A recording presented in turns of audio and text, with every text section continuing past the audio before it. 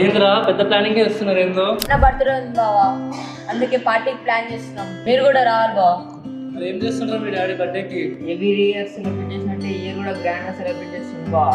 Toys gifts అన్ని చేస్తుంది బావా. లాస్ట్ ఇయర్ బైక్ గిఫ్ట్ ఇచ్చింది బావా, ఇయర్ కూడా కార్ గిఫ్ట్ ఇస్తాడేమో అని ఆలోచిస్తుంది. నెక్స్ట్ మంత్ నీ బర్త్డే ఉంది కదా, మీ డాడీ ఏం గిఫ్ట్ ఇస్తున్నారు? మా daddy gifts, toys, birthday functions అవన్నీ చేయడు బావ. మరి ఏం చేస్తాడు మీ డాడీ? నా కోసం టాయ్స్ కాదు, ఒక ఓపెన్ ప్లాట్ కొంటా అంటాడు బావ డాడీ. ఓపెన్ ప్లాట్ తో నువ్వే చేసుకుంటారా? ఫ్యూచర్ లో ఎడ్యుకేషన్ కి, బిజినెస్ కి, అక్క మ్యారేజ్ కి అవసరం వస్తాను డాడీ కొంటా అంటాడు బావ. ప్లాట్స్ అన్ని నిజంగా అవసరం వస్తారా మరి ఫ్యూచర్ లో? ఇప్పుడు మనం ఏడున్నాం బావా, మా ఇంట్లో మామ కూడా ప్లాట్ కొన్నందుకు ఇప్పుడు ఇల్లు కట్టిందా బావా. మేము ఇప్పుడు ఎంజాయ్ చేసినాం బావా, అవసరం వచ్చినట్టేగా. ఇవన్నీ మీకెట్ తెలుసురా? డాడీ రోజు ఫోన్ లో మాట్లాడతాడు బావ, ఇని అలవాటు అయిపోయింది. నీకు కూడా జాబ్ వచ్చింది కదా బావ. అయితే ఏంద్రా? జాబ్ వచ్చిందని బైక్, కారు కొనకు బావ, ఓపెన్ ప్లాట్ కొను.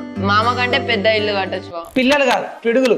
మనము ఇంట్లో ఏం చేస్తామో ప్రతిదీ పిల్లలు ఖచ్చితంగా అబ్జర్వ్ చేస్తారు. చాలా మంది పేరెంట్స్ నా దగ్గరకు వచ్చి మా పిల్లలు వినట్లే, మా అబ్బాయి వినట్లే, మా అమ్మాయి వినట్లే అని చెప్తున్నారు. కానీ వాళ్ళు మీరు చెప్తే వినరు. మీరు ఏం చేస్తారో ఖచ్చితంగా అది మాత్రం చేస్తారు. చూసిన డిస్కషన్ అంతా మనం పిల్లలను సంతోషం పెట్టాలని చెప్పి అనవసరమైన ఖర్చులు చేసి భవిష్యత్తులో వాళ్ళకు నిజంగా సపోర్ట్ కావాల్సి వచ్చినప్పుడు అవసరమైన కూడా అమ్ముకోవాల్సిన పరిస్థితి చాలా మంది లైఫ్ లో కనిపిస్తుంది. సో అలాంటి ఇబ్బంది మీకు కాకుండా ఉండాలంటే ఖచ్చితంగా do invest in real estate. So open plot అనేది చాలా ముఖ్య పాత్ర పోషిస్తుంది. పిల్లల ఎడ్యుకేషన్ కావచ్చు, బిజినెస్ కావచ్చు, మ్యారేజెస్ కావచ్చు, it's very important for them. So ఇప్పుడు గర్వపడుతున్న పిల్లలందరూ కూడా మా ఫ్యామిలీ వెరీ రిచ్, నా ఎడ్యుకేషన్ సపోర్ట్ చేసింది, బిజినెస్ సపోర్ట్ చేసింది అని గర్వపడుతున్న ఫ్యామిలీ అందరి వెనకాల కూడా ఖచ్చితంగా రియల్ ఎస్టేట్ పాత్ర ఎంతో ఉంటుంది. So without investing in real estate there is no richness in our life. So please do invest in real assets to create legacy for next generation. Good luck.